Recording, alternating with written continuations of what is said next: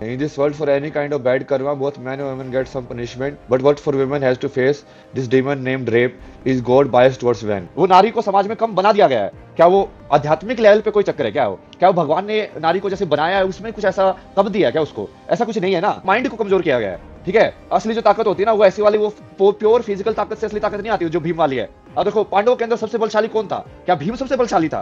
क्योंकि बल तो भीम के अंदर सबसे ज्यादा था। वो सबसे बलशाली कौन था? जो सबसे ज्यादा जो महारत जिसको हासिल थी, किसकी? तीर कमान की। अब तीर कमान की महारत तो लड़कियां भी हासिल कर सकती है, लड़के भी हासिल कर सकते हैं, क्योंकि उसमें बल का इतना यूज ही नहीं है। तो आप लोगों को ये सब बना दिया गया है।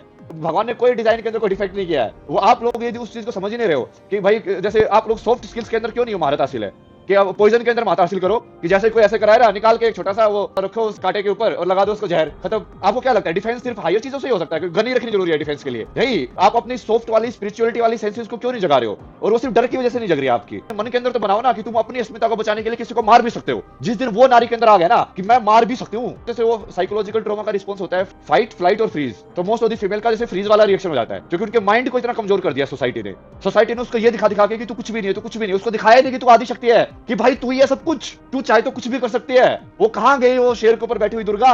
आपको क्या लगता है उसी वो पोस्टर के रिप्रेजेंटेशन के लिए? कहां गई वो काली जिसके सामने लेटना पड़े महादेव को? जग नहीं रहा है ना वो, क्योंकि समाज ने उसको दबा दिया पूरा।